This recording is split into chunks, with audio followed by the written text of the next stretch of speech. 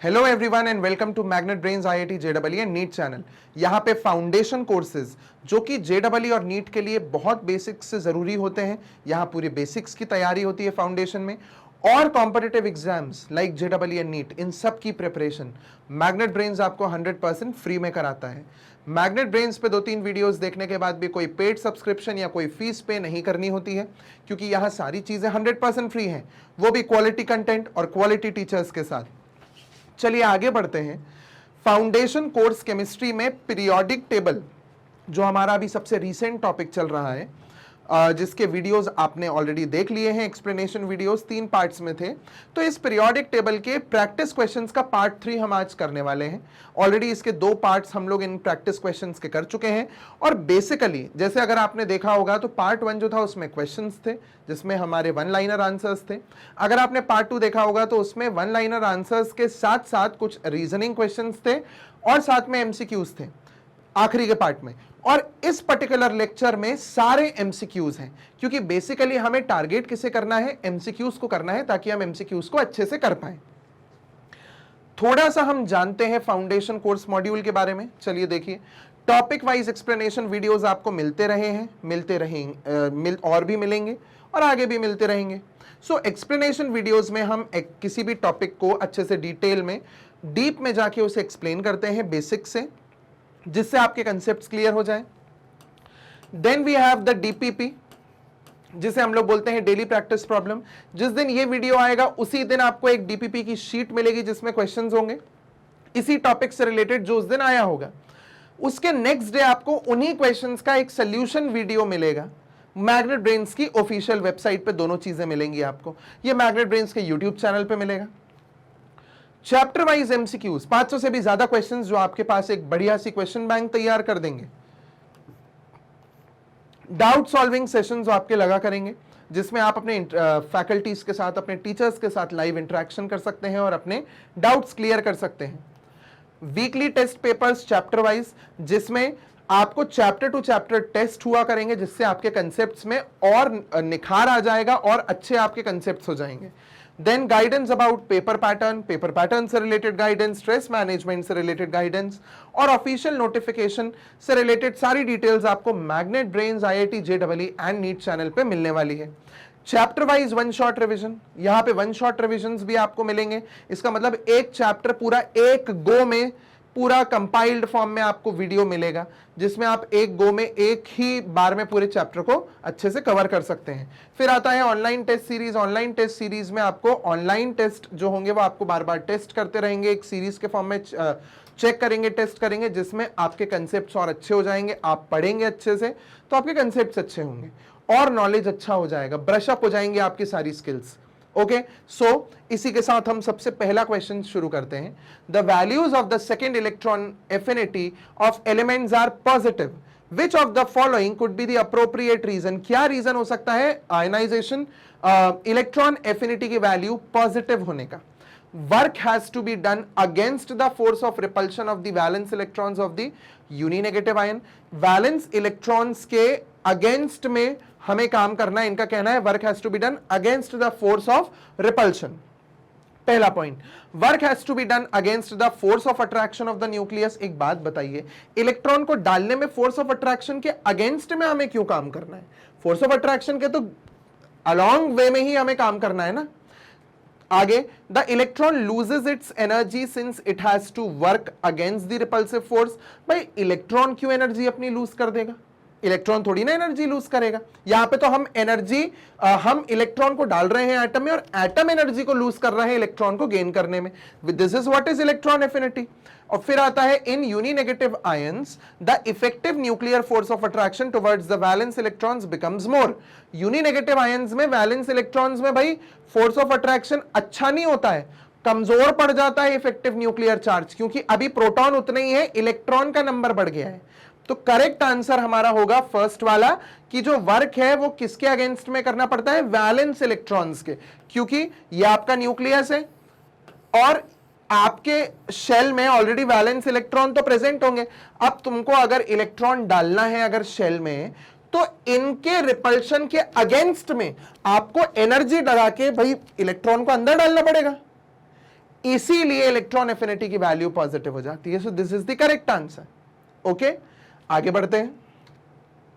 Why is the ionization energy of sulfur less than that of phosphorus? दो sulphur is next to phosphorus in the period. इनका कहना है कि भाई sulphur की आयनाइजेशन एंथैल्पी जो है वो कम है एज कंपेयर टू फॉस्फोरस। ठीक है, चलिए तो अब हम ये देखते हैं ऐसा क्यों हो रहा है। सो सल्फर को अगर हम देखें तो sodium, magnesium, aluminium, silicon, phosphorus, sulphur 16, और वहीं फॉस्फोरस को देखा जाए तो उसका एटॉमिक नंबर है 15, है ना। अब सल्फर का जो 16 है इसका कॉन्फ़िगरेशन क्या हो जाएगा, 1s2, 2s2, 2p6, 6 7 8 9 10, 3s2 and 3p। ये 6 7 8 9 10 11 12 13 14 15 16, 4। इसका हो जाएगा 1s2, 2s2, 2p6, 3s2, 6 7 8 9 10 11 12 13 14 15 मतलब 3p3। ध्यान से देखो यहां 3p3 है। 3p3 का मतलब क्या है भाई, ये p है, इसमें 1 2 3 इलेक्ट्रॉन है, उसमें 4 है। इसका मतलब 1 2 3 4। हमने पढ़ा है हाफ फिल्ड जो होता है वो बहुत स्टेबल होता है, हाफ फिल्ड और फुल्ली फिल्ड। तो हाफ फिल्ड है ये, इसीलिए फास्फोरस की आयनाइजेशन एनर्जी ज्यादा है, क्योंकि आप इलेक्ट्रॉन जो निकाल रहे हो वो किससे निकाल रहे हो, एक्चुअल में हाफ फिल्ड ऑर्बिटल से आप इलेक्ट्रॉन निकाल रहे हो। वो हाफ फील्ड है, सारे हाफ फील्ड है। देखिए यहां पे हाफ फील्ड नहीं है, हाफ फील्ड से ज्यादा हो गया है, 4 इलेक्ट्रॉन हो गए ना। तो इसका मतलब क्या, सल्फर की आयनाइजेशन एंथैल्पी कम और फास्फोरस की आयनाइजेशन एंथैल्पी ज्यादा होती है। So just because of the half field condition. Okay, so atomic radius of sulfur is greater than that of phosphorus. Sulfur has half filled electronic configuration, phosphorus has half filled। ये रहा हमारा option, option C. ठीक है, आगे बढ़ते हैं। The element which accepts electron readily to form anion belongs to. ऐसा कौन सा एलिमेंट है जो बहुत जल्दी इलेक्ट्रॉन को ले लेता है, वो होते हैं हैलोजेंस। जो हैलोजेंस होते हैं वो बहुत जल्दी इलेक्ट्रॉन्स को लेते हैं। उसमें भी अगर देखा जाए तो फ्लोरीन, क्लोरीन, ब्रोमीन, आयोडीन में क्लोरीन सबसे जल्दी इलेक्ट्रॉन को एक्सेप्ट करता है।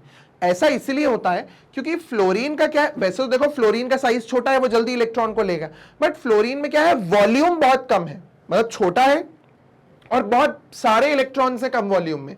2 अंदर है 7 बाहर है। क्लोरीन में भी है, क्लोरीन का भी एटॉमिक नंबर क्या है, 287, ये है 27।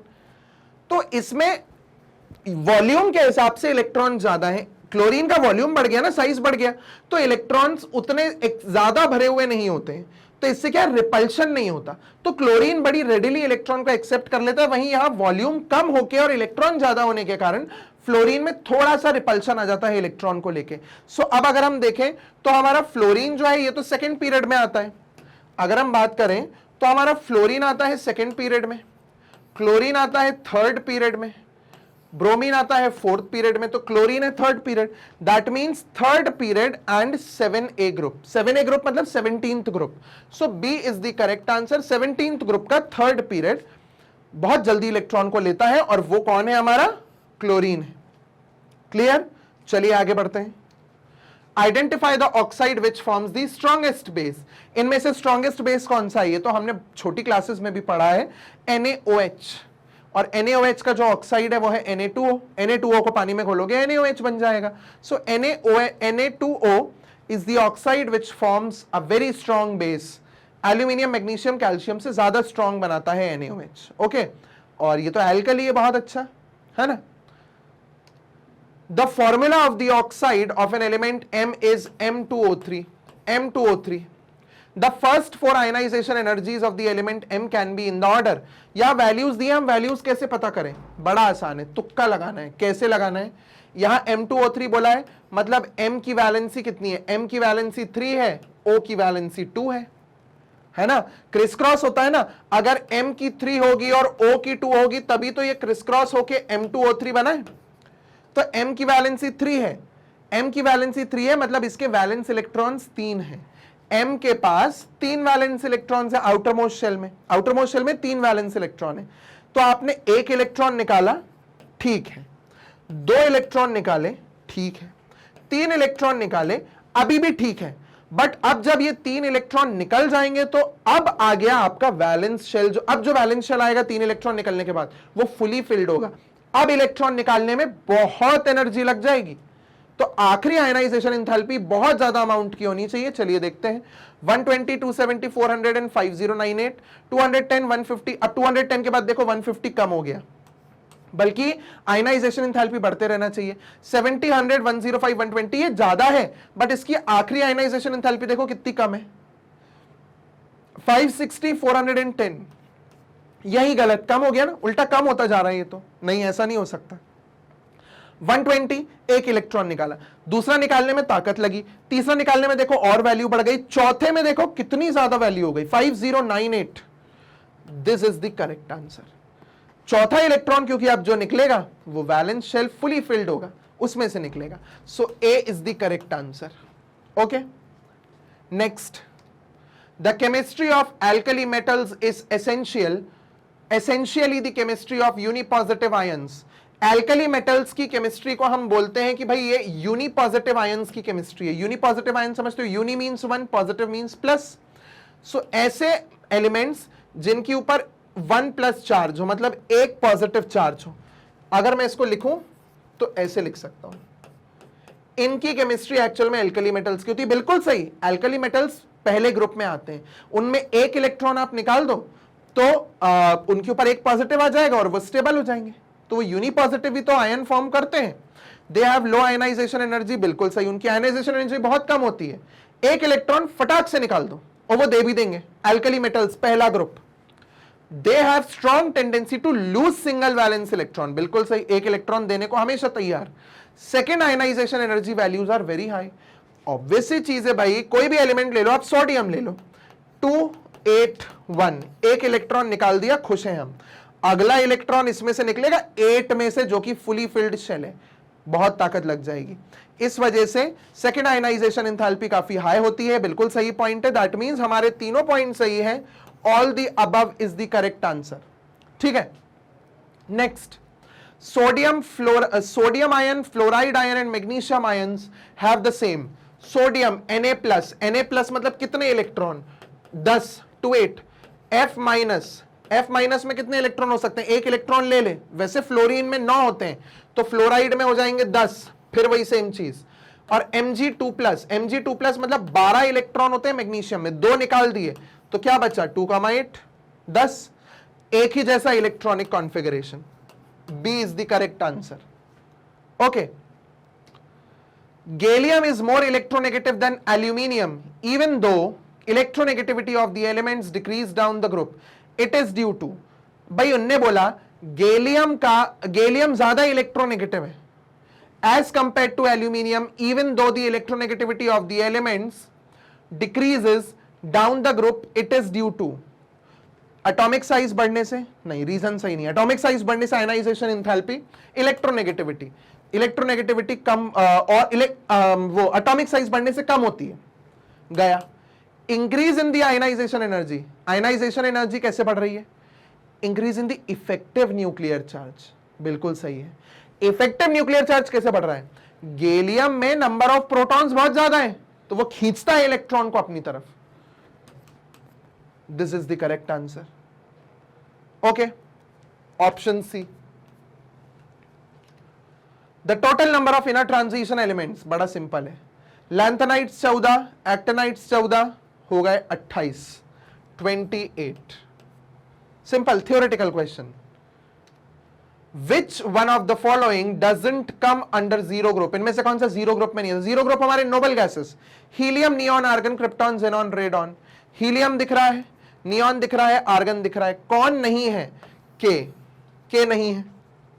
सो हमारा इसका करेक्ट आंसर क्या हो गया, के। पोटेशियम नहीं है जीरो ग्रुप का, वो फर्स्ट ग्रुप का है, उसका कॉन्फ़िगरेशन है 2881। Okay, the atomic numbers of 4 elements A, B, C and D are 8, 9, 10, 11. The order of their atomic volume, atomic volume मतलब एक तरीके से साइज मान लो, ठीक है। तो देखो 8 यहां होगा, 9 उसके बगल में होगा, 10 इधर होगा, 11 दूसरे ग्रुप में दूसरे पीरियड में आ जाता है, मतलब एक पीरियड नीचे आ जाता है, साइज बढ़ जाता है ना, क्योंकि सो ये ए है, ये बी है, ये सी है और ये डी है। लेफ्ट टू राइट जाने पे साइज बढ़ता है, साइज कम होता है हम कहते हैं। तो सबसे छोटा साइज कौन सा होगा? ए, बी, सी और डी है। तो सबसे बड़ा तो हो गया डी, तो हम डी को ऐसे कर देते हैं। डी के बाद हो जाएगा सी। वैसे आपको पता है हम बोलते हैं लेफ्ट टू राइट जाने में साइज छोटा होता है, बट यहां पे एक अलग ही केस है, इसका साइज बी से बड़ा होगा। पता है क्यों? वो फुली फिल्ड है, वो फुली फिल्ड है। जब इसका कॉन्फ़िगरेशन क्या है 2,8, इसका कॉन्फ़िगरेशन है 2,8, तो 2,8 में ना रिपल्शन होने लगता है। जब फुली फिल्ड शेल आ जाते हैं ना तो वो एक दूसरे को रिपेल करने लगते हैं। तो ये रीजन है, आपको पता है जो नोबल गैसेस होती है ना राइट साइड पे, उनका साइज हैलोजन से बड़ा होता है। बल्कि हमने पढ़ा है लेफ्ट टू राइट जाने में साइज छोटा होता है, बट नोबल गैसेस का साइज बड़ा है हैलोजन से। क्यों? क्योंकि नोबल गैसेस में फुली फिल्ड इलेक्ट्रॉन्स होते हैं, शेल्स में फुली फिल्ड शेल्स होते हैं, और वो आपस में रिपल्शन करने लगते हैं, जिसके कारण रिपल्शन के कारण साइज बढ़ जाता है। तो डी से छोटा साइज है सी का, सी से भी छोटा साइज है बी का, सी से साइज छोटा हो गया बी का, बल्कि होना उल्टा था, मगर यहां केस अलग है। मैंने आपको बताया नोबल गैसेस का साइज बड़ा होता है, तो सी का साइज बी से बड़ा है, बट ए का साइज बी से भी बड़ा होगा। ए बी से बड़ा है, क्यों? क्योंकि ए, हमने तो वैसे भी बोला है लेफ्ट टू राइट जाने में साइज बढ़ेगा, तो लेफ्ट टू राइट जाने में साइज छोटा होगा, sorry. So left to right जाने में साइज छोटा हो रहा है, सो ए से छोटा बी है, ए से छोटा बी है, बी से छोटा होना चाहिए था सी को, मगर सी छोटा नहीं हुआ, नोबल गैस वाला रीजन। तो बी से बड़ा हो गया सी। और डी की तो बात ही मत करो, नीचे वाले पीरियड में आ गया 3 शेल आ गए उसमें, तो वैसे ही साइज बड़ा है। A is greater than B, A is greater than B, A is greater than B, ये दो ऑप्शन है। B is smaller than C, B smaller than C, ये रहा हमारा आंसर। देखिए ऑप्शन सी, ठीक है। Next, among third period elements halogen and alkaline earth metals are respectively. Third period में हैलोजन और अल्कलाइन अर्थ मेटल क्या है? तो हैलोजन तो मुझे दो ही जगह दिख रहे हैं, एक ये रहा क्लोरीन, एक ये रहा क्लोरीन, बट ये अल्कलाइन अर्थ नहीं है, ये अल्कली मेटल है। ये है alkaline earth metal magnesium, group 2। Option D is correct, option D correct है। तो वो हैलोजन है और ये हमारा अल्कलाइन अर्थ मेटल है। Which among the following pairs of elements have maximum and minimum electron affinity values respectively? सबसे ज्यादा इलेक्ट्रॉन एफिनिटी किसकी होगी? सबसे राइट वाले की। हमने पढ़ा है लेफ्ट टू राइट जाने में इलेक्ट्रॉन एफिनिटी बढ़ती है, ऊपर से नीचे जाने में इलेक्ट्रॉन एफिनिटी कम होती है। तो आप देखो beryllium and chlorine, beryllium left पे है पर नीचे नहीं है, ऊपर ही है। क्लोरीन चलो राइट में है, मान लिया। हीलियम और पोटेशियम, पोटेशियम भी लेफ्ट में है, मुझे नीचे का एलिमेंट चाहिए कोई। लेफ्ट साइड पे इलेक्ट्रॉन एफिनिटी कम है, राइट पे ज्यादा है, और वो भी लेफ्ट में कोई नीचे का मिल जाएगा, क्योंकि एक तो लेफ्ट में कम, ऊपर से नीचे जाने में इलेक्ट्रॉन एफिनिटी कम। तो मुझे तो सीजियम दिख रहा है यहां, lithium, sodium, potassium, rubidium, caesium left hand पे फर्स्ट ग्रुप में नीचे मिलता है, तो इसकी कम हो गई। और उन्होंने यही पूछा है मैक्सिमम एंड मिनिमम, और क्लोरीन की ज्यादा होती है क्योंकि ये हैलोजन है, हैलोजन की इलेक्ट्रॉन एफिनिटी वैल्यूज ज्यादा होती हैं। So chlorine and caesium is the correct answer, एक हैलोजन और एक metal. Clear? Which of these triads could not be justified as Dobereiner's triads? Lithium, sodium, potassium, justified. Chlorine, bromine, iodine, justified. Carbon, nitrogen, oxygen, ये justified नहीं था. This is the correct answer. Calcium, strontium, barium, justified था. तो ये तीन हमारे Dobereiner के triad हैं. But जो justified नहीं था, वो ये था carbon, nitrogen, oxygen. Theoretical question है ये, हमने पढ़ा हुआ है हमारे explanation video में.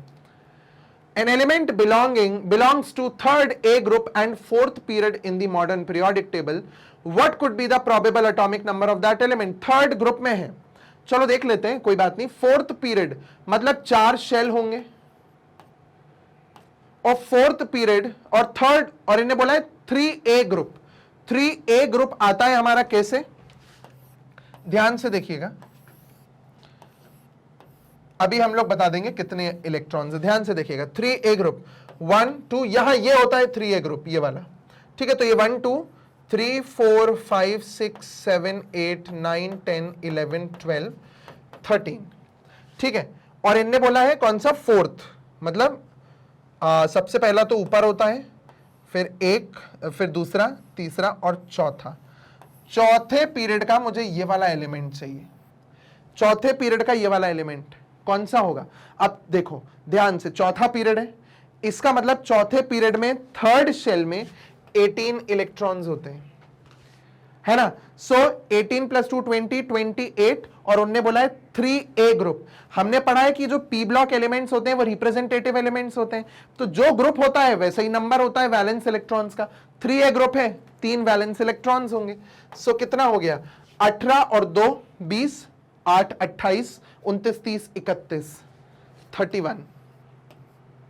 This is the correct answer. ठीक है, वरना यहां से काउंट कर लो, यहां तक तो कैल्शियम है 20, 21, 22, 23, 24, 25, 26, 27, 28, 29, 30, 31। ठीक है, 31 उसका एटॉमिक नंबर है। The formula of ion formed by an element A is A+2. The element A can probably belong to which of the following groups? एक एलिमेंट A है जो 2+ आयन फॉर्म करता है, इसका मतलब इसके वैलेंस शेल में 2 इलेक्ट्रॉन है, 2 इलेक्ट्रॉन है वैलेंस शेल में A, क्योंकि A2+ फॉर्म कर रहा है। 2 वैलेंस इलेक्ट्रॉन वाला कौन सा ग्रुप होता है? 2A, second group. Correct answer. बहुत इजी क्वेश्चंस, अगर आपको कंसेप्ट पता है तो। पीरियोडिक टेबल को अगर आपने अच्छे से ऑब्जर्व किया है तो आप आराम से कर लोगे। ठीक, the anomalous pairs in Mendeleev's periodic table is are. Anomalous pair जो आगे पीछे कर दिए थे ना मेंडलीव ने, कम मास वाले बाद में और ज्यादा मास वाले पहले रख दिए थे। Cobalt nickel, TeI, tellurium and iodine, argon potassium, all the above is the correct answer. Okay, ये हो गए हमारे anomalous pairs in Mendeleev's pair. याद कर लो एनोमैलस पेयर, क्वेश्चन आता ही है भाई, जब पूरी टेबल सही है तो जो गड़बड़ी होगी वही तो पूछी जाएगी। तो ये गड़बड़ियां थी मेंडलीव के पीरियोडिक टेबल की। Which of the following triads do not follow Döbereiner's law? ये हमारा सिमिलर टाइप ऑफ क्वेश्चन है। Lithium, sodium, potassium, calcium, strontium, beryllium, magnesium, calcium, ये भी हमारा डॉबरिनर ट्राइड में काउंट होता है। वो तो जस्टिफाई कर ही नहीं पाए थे, मगर बेरिलियम, मैग्नीशियम, कैल्शियम में आपको मैं एक टास्क दे सकता हूं कि इनके मास को अगर आप देखेंगे, सो बेरिलियम एंड कैल्शियम का मास सम टोटल करके एवरेज निकालना, डिवाइड बाय 2 करना, मैग्नीशियम के क्लोज टू आएगा। ठीक है, एंड कॉपर, सिल्वर, गोल्ड, ये जो था ये डॉबरिनर ट्रायड नहीं था। सो इनने यही पूछा है विच of the following do not follow. उन्होंने ये नहीं बोला कि डॉबरिनर ट्रायड कौन है कौन नहीं, उन्होंने पूछा है फॉलो कौन नहीं करता। ये करता है फॉलो, ये भी करता है, ये भी करता है, ये फॉलो नहीं करता। तो हमारा करेक्ट आंसर इसका डी हो गया। Which of the following elements do not belong to group 2A और सेकेंड ग्रुप? सेकेंड ग्रुप में कौन बिलोंग नहीं करता? बड़ा सिंपल है, बेरिलियम करता है, मैग्नीशियम करता है, कैल्शियम करता है, लिथियम जो है ये हमारा फर्स्ट ग्रुप का है। So C is the correct answer. Periodic table को ऑब्जर्व करो अच्छे से, सब बन जाएगा। ठीक है, if I1 is the first ionization potential, I2 is the second ionization potential, I3 is the third, and I4 is the fourth ionization potential of an element, then which of the following has the least value? सबसे कम कौन सी है? हमने पढ़ा हुआ है I1 सबसे कम होता है, I1 या IP1 सबसे कम होता है, फिर I2 थोड़ी ज्यादा, I3 और ज्यादा, I4 और ज्यादा, जैसे जैसे आगे बढ़ते होगे आयनाइजेशन पोटेंशियल बढ़ता जाएगा। सो हमारा सबसे कम कौन सा है, least, that is I1। Clear? इसी के साथ हमारा पार्ट 3 क्वेश्चंस का कंप्लीट होता है। चलिए अब आपको यह बता दिया जाए कि मैग्नेट ब्रेन्स के वीडियोस को आप सीक्वेंस में कैसे देख सकते हैं। फिल्टर पे प्लेलिस्ट लगाइए, प्लेलिस्ट आ जाएगी, आराम से प्लेलिस्ट में आप अपने वीडियो को देख सकते हैं सीक्वेंस में। कोई बात नहीं, अगर प्लेलिस्ट नहीं मिल रही है तो मैग्नेट ब्रेन्स की official website that is www.magnetbrains.com पे जाइए। लेफ्ट साइड पे देखिए यहां पे सीक्वेंस डला हुआ है सारे कोर्सेज का। थोड़ा नीचे स्क्रॉल करेंगे JEE और नीट मिलेगा। JEE और नीट में आपको केमिस्ट्री के वीडियोस कॉमन मिलेंगे। वॉच नाउ पे क्लिक कीजिए। जैसे ही वॉच नाउ पे क्लिक करेंगे यहां पे कोर्स की डिटेल्स आ जाएंगी कि कोर्स क्या क्या कवर किया हुआ है, और नीचे चैप्टर्स आ जाएंगे। सो इन चैप्टर्स को आप क्लिक करिए, जो चैप्टर देखना है उसमें सीक्वेंस डले हुए हैं, पूरे सीक्वेंस वाइज वीडियोस हैं। वीडियो पे क्लिक कीजिए, वॉच नाउ पे क्लिक कीजिए। जैसे ही वॉच नाउ पे क्लिक करेंगे वीडियो सामने आ जाएगा। जितनी बार आपको वीडियो देखना है आप उतनी बार वीडियो को देख सकते हैं। मैग्नेट ब्रेन्स फाउंडेशन कोर्स और competitive exams like JEE and NEET, इनकी प्रिपरेशन आपको 100% फ्री में क्वालिटी कंटेंट और क्वालिटी टीचर्स के साथ कराता है। यहां कोई पेड सब्सक्रिप्शन, कोई फीस पे नहीं करनी है, यहां सारी चीजें 100% फ्री है। आप वीडियो को लाइक करें, चैनल को सब्सक्राइब करें और इसे शेयर करें अपने सिबलिंग्स, रिलेटिव्स और अपने पीयर ग्रुप के साथ, so that together we can improve the quality of education and keep watching Magnet Brains IIT JEE and NEET channel. Thank you.